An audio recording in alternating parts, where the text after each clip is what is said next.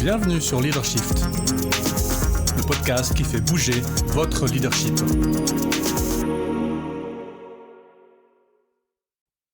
Bonjour, c'est Vincent, bienvenue dans un nouvel épisode de Leadershift. Cette semaine, c'est le dernier épisode de l'année 2024 et donc l'épisode du bilan. 3 bilans courts. Un bilan de ce qui se passe dans le monde du travail. J'ai choisi McKinsey. Un bilan du podcast et un bilan pour Coapta. Alors, le bilan McKinsey, ils ont ce qui s'appelle leur 550, qui est pas mal, qui sont 5 dimensions de réflexion pour la rétrospective 2024. Vous allez entendre un peu de clic parce que je vais aller directement sur le site de McKinsey pour vous commenter ce que j'observe. Première dimension, ce qu'ils appellent Mindful Motivation, motivation réfléchie. Alors, ils parlent, eux, évidemment, de directeurs, de dirigeants de grands groupes, mais en fait, ces motivations sont exactement les mêmes pour nous, cadres, pour nous, collaborateurs, collaboratrices.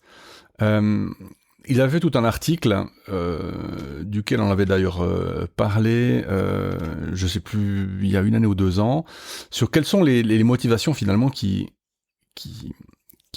drivent les cadres à devenir, à progresser. Hein, on pourrait parler d'ambition en français. Et il y en a toute une série. Pourquoi est-ce que je veux le travail ? Si je suis choisi, qu'est-ce que je fais ? Si je suis pas choisi, qu'est-ce que je fais ? Puisque souvent, quand on parle de CEO, ce sont des espèces d'élections. On choisit quelqu'un dans un pool de candidats. Comment est-ce que j'ajouterai de la valeur ? Comment est-ce que je me sentirai ? Comment est-ce que j'agirai ? Et en fait, il y a 2 manières de voir. Et ce qui est intéressant, c'est que la première, ce qu'ils appellent les unsustainable motivations, c'est les motivations qui soient pas durables en fait finalement. On remarque que ce sont des motivations relativement égocentrées,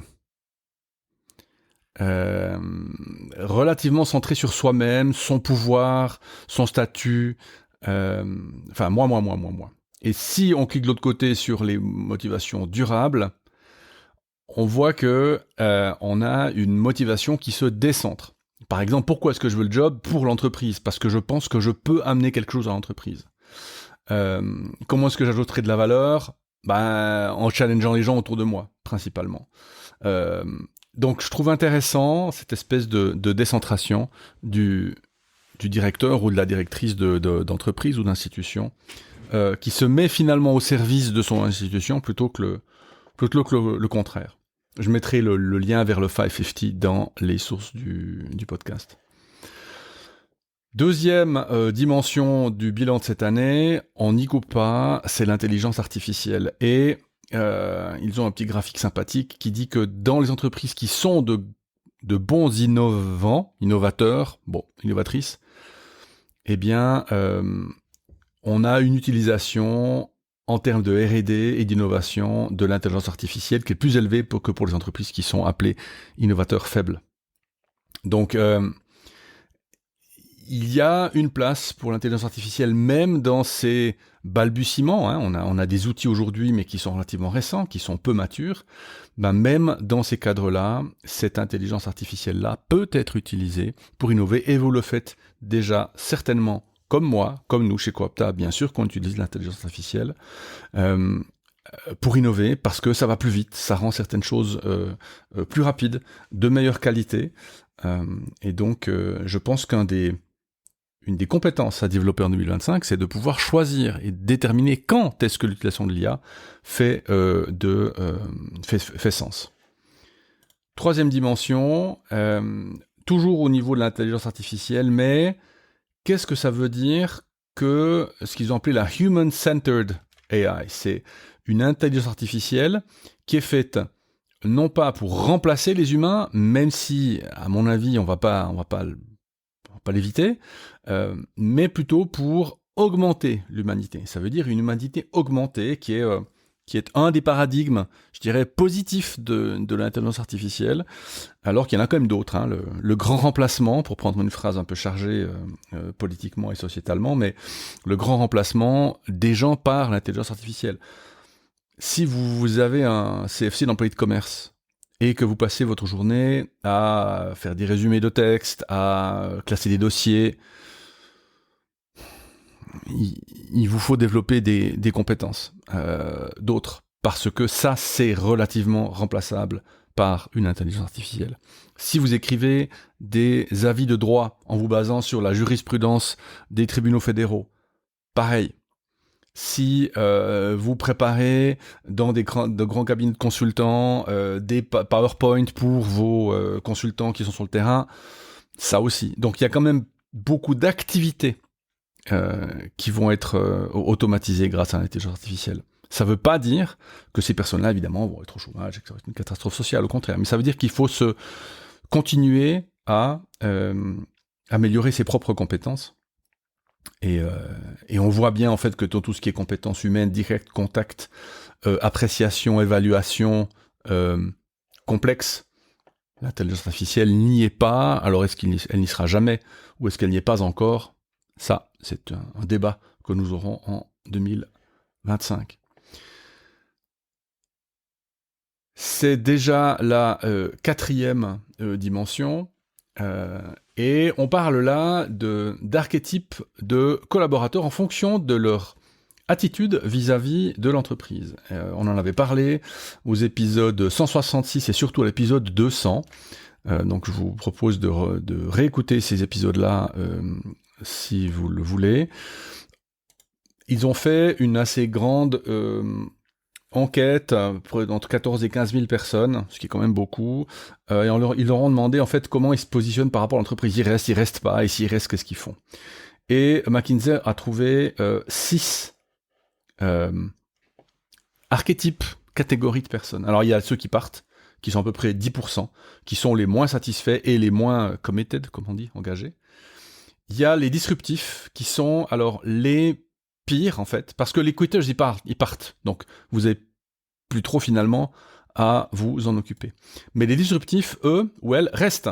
Alors, ils ont une satisfaction qui est complètement catastrophique et un engagement catastrophique, mais du coup, ils restent. Et donc, ils polluent l'esprit et la productivité des autres. 12%. Il y a les désengagés, mais assez modérés, qui sont 33%. Donc ils sont en dessous de la moyenne pour tout ce qui est engagement et performance, puis ils sont pas vraiment satisfaits, ils sont pas vraiment engagés, c'est ce qu'on pourrait appeler un peu les passifs, hein, et le 33%. Donc là, il y a un gros potentiel d'amélioration l'année prochaine. Il y a ce qu'ils appellent les double dippers, les gens qui ont 2 jobs, mais bon, 2 ou plus jobs, des gens qui font autre chose à côté. On avait parlé du slashing donc là, il n'y en a que 5%, mais ce pourcentage risque d'augmenter. Des gens qui disent, moi je travaille à 60% dans une entreprise et à 30% à la Croix-Rouge pour aider les personnes âgées, les jeunes, les personnes en difficulté, enfin que sais-je. Il y a ce qu'ils appellent les reliable and committed workers, donc les collaborateurs qui sont dedans, qui sont collaboratrices, qui sont engagés, qui sont fiables, 40%. Alors c'est quand même réjouissant, c'est la plus grosse part. Et puis enfin, alors les stars, ceux qui sont ceux et ceux qui sont devant, qui sont hyper motivés, qui tirent l'organisation en avant, et c'est à peu près 5% aussi. Donc, on voit que les 3 premières catégories, donc les quitters, les disruptifs et les désengagés, représentent à peu près à peu près un peu plus de 50%, 53%. Et donc, on a du travail à faire. Chez Coapta, nous sommes capables de vous aider dans ces problématiques d'engagement. C'est pas des choses compliquées, c'est même pas des choses chères, mais c'est des choses auxquelles il faut penser. Et je sais que vous, souvent, un peu la tête dans le guidon, pas forcément le temps pour réfléchir à ces choses-là, eh bien vous pouvez nous appeler et nous ferons plaisir de vous aider sur ces sujets-là. Dernière dimension, il suggère aux entreprises et aux institutions que on peut pas être bon partout, mais qu'il faut développer un super pouvoir, une super capacité dans 6 domaines. Alors il donne des exemples, alors évidemment LVMH, Netflix, Microsoft, ASML, les superconducteurs, Novo Nordisk, aucune idée. Ah si, logistique. Et puis Amazon. Ouais, alors Amazon comme exemple, bon, j'espère que ça s'améliorerait parce que leur réputation n'était pas vraiment terrible. Mais 6 domaines dans lesquels vous devez au moins développer un super pouvoir dans votre organisation. Les 6 domaines sont sans surprise, alors vision et ou direction, vous connaissez mon aversion pour la vision, tout ce qui est employé, tout ce qui est culture d'entreprise, l'utilisation de la technologie, l'organisation, et le dernier, qui m'a surpris parce qu'il est peu commun, c'est la routine. Alors que chez nous, en fait, on met ça dans la culture, puisque la culture d'entreprise... Enfin, les routines sont une manière d'exprimer la culture d'entreprise. Mais c'est intéressant d'avoir sorti, finalement, les routines. L'établissement de routines hebdomadaires mensuelles qui donne une espèce de cohésion et de cohérence à l'entreprise. C'est très important de le faire, puisque c'est là-dessus qu'on va se baser en cas de difficulté. Vous vous souvenez, on a parlé de la Covid, et du fait que pendant la Covid, les entreprises qui avaient une série de routines ont pu continuer à fonctionner, alors que les entreprises qui fonctionnaient avec le management marmotte, ça veut dire avec des managers qui étaient au milieu de leur équipe, mais finalement qui ne faisaient rien en termes de routine, pas de one-on-one, pas de réunion d'équipe, etc., se sont retrouvés du jour au lendemain complètement paumés. D'où l'importance de développer des routines. Voilà le bilan McKinsey pour l'année. Moi, je trouvais intéressant de vous le donner. Vous pouvez volontiers me donner vos feedbacks, ce que vous en pensez, soit sur LinkedIn, où nous postons, où je poste tous les épisodes, semaine après semaine. Nous avons aussi un forum dédié sur Reddit. Je vous cache pas que j'ai pas encore de participation là-dessus, mais 2025 sera peut-être l'année. Et puis toujours, évidemment, par mail, podcast@coapta.ch. Parlons de podcast, le bilan de cette année, 50 épisodes. Ça fera 51 et 52 pour aujourd'hui le 23, 51e, et le 30, ce sera un épisode de rediff. Je n'ai pas encore choisi lesquels pour le 30 et le 6 janvier aussi, ce sera un épisode de rediff. Vous verrez bien, ce sera une petite surprise. Un premier épisode 21 août 2019, plus de 5 ans. Cette année, 38 pays. Très heureux de voir qu'il n'y a pas que des pays francophones, mais il y a beaucoup de pays francophones et de pays du Sud, des pays francophones du Sud, le Cameroun en particulier. Le premier épisode le plus écouté de cette année, c'est l'épisode 214, qui était les 5 principes de psychologie sociale pour un changement intentionnel réussi. Et on a atteint 5600 downloads pour 50 épisodes, ce qui est pas mal. On est à peu près à 110 épisodes, downloads par épisode. Donc le bilan satisfaisant pour cette année, je suis content d'être toujours avec vous. Merci beaucoup à vous qui m'écoutez, semaine après semaine, ou pas, mais merci à vous qui m'écoutez. Ça me fait toujours plaisir de voir qu'il y a des gens qui me disent « Ah, j'ai entendu, j'ai une question, c'était cool cet épisode ». C'est pas ça qui me motive à les faire, mais ça me met un peu de baume au cœur. Merci à vous. Et enfin, bilan Coapta, bref, c'est un 2024, une équipe qui fonctionne, mais je dirais même une équipe qui fonctionne bien, qui a trouvé ses marques. Donc l'année 2025 sera l'année de la consolidation et de la différenciation. Nous avons changé de paradigme dans les 10 dernières années, puisque j'ai fêté les 10 ans de mon indépendance au mois de novembre, au mois de début décembre. Les 10 ans de l'entreprise, ce sera au mois de juin 2025. Quand j'ai commencé, il n'y avait pas de la concurrence partout. Toutes les entreprises ne formaient pas. Aujourd'hui, 10 ans plus tard, c'est une habitude, les gens forment. Et donc, à nous de montrer que nous sommes différents et, je vais être honnête avec vous, nous pensons que nous sommes meilleurs que la plupart de nos concurrents.